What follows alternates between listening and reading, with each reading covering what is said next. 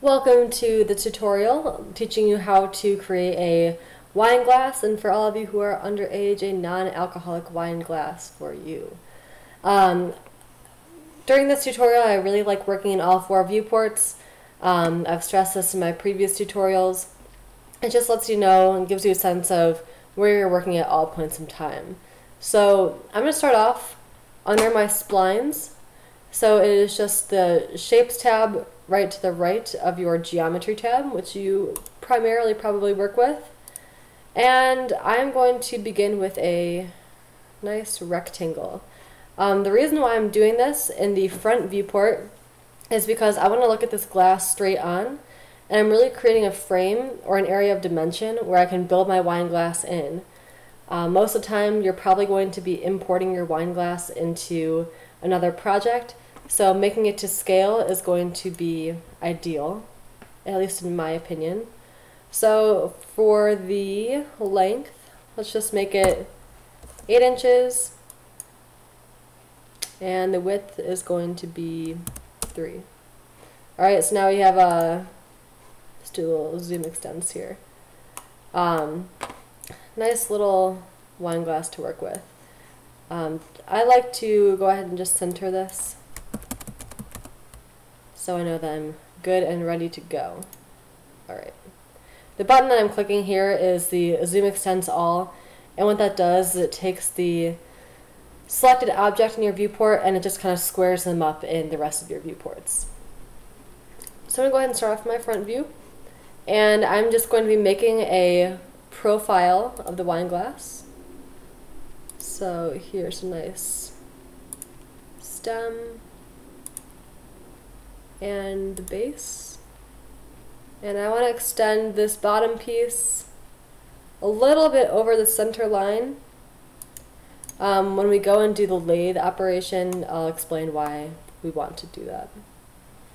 Alright, so this is a nice little start, but it's not looking like a wine glass yet.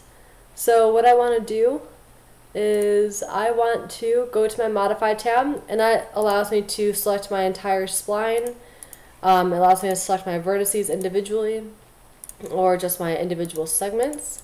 So lots of different manipulation you can do.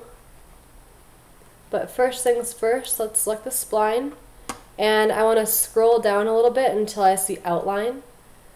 And what this is going to do is it's going to add a second line with my non-alcoholic wine glass here.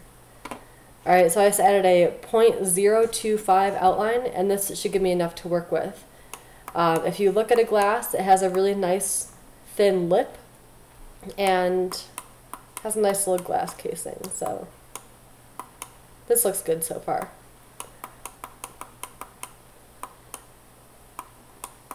So now what I'm going to do, and actually I'm going to take a step back from that outline. I apologize. I really want to make these corners nice and smooth, so I can right click, and right now it's a corner segment, so it's going to be sharp, so you can make it smooth if you'd like. So it adds a little bit of a change. But personally I like to make it a Bezier vertex. So what I can do here is I can kind of manipulate it a little bit, makes it a little bit more customizable. I'm going to do the same thing here. Might make this like this. Give that a nice little curve.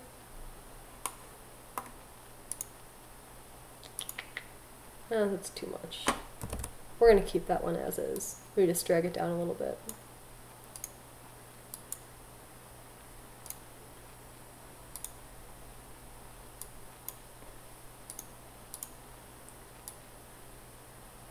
There we go, it's a little bit better. And that just looks ridiculous. Alright, so you can kind of change this to however you'd like.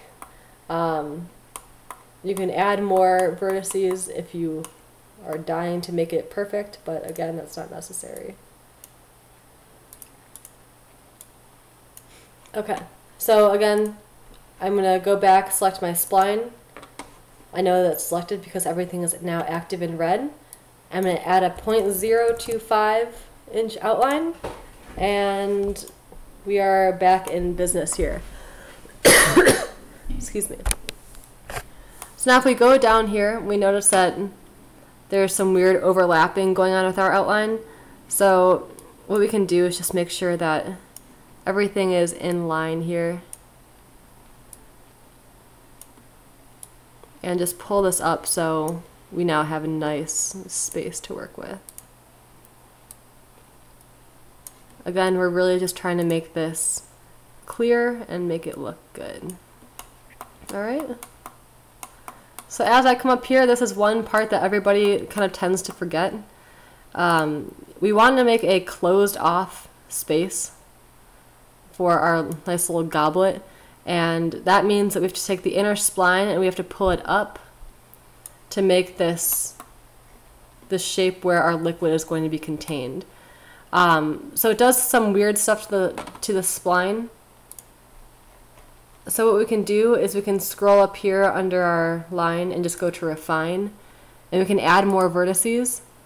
But just keep in mind that if you try and click on this vertice again, it's going to keep on adding vertices. So just click refine again and get that out of there. So now we can adjust this as we'd like. Alright. Bring this guy up a little bit. I'm just going to change this to a corner.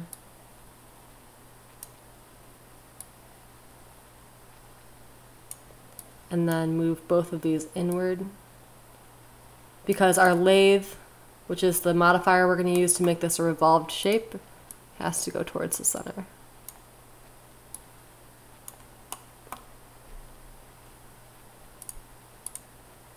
I'll start moving this in.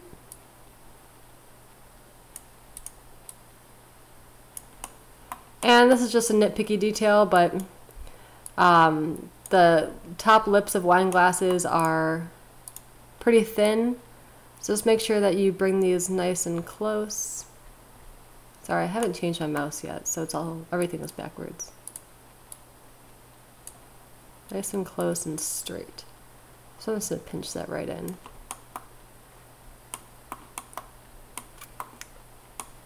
Alright, so now we have a very basic profile of our wine glass created.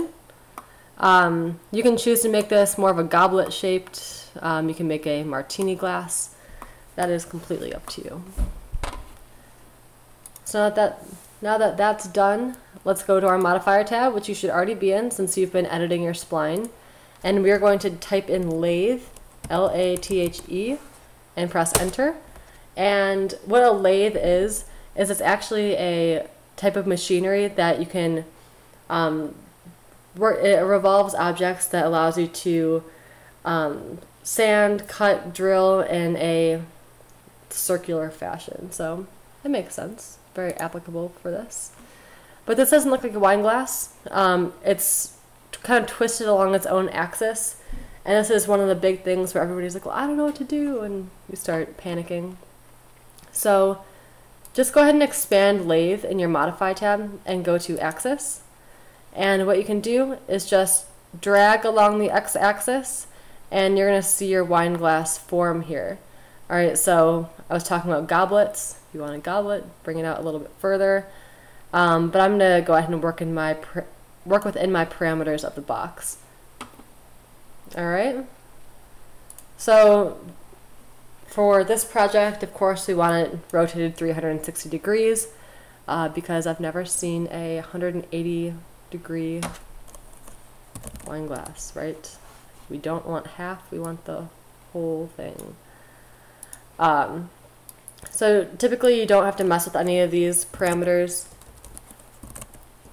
unless you want to adjust the number of segments, make it a little bit more detailed, but that's up to you. Okay. So I'm going to go back to my viewports here.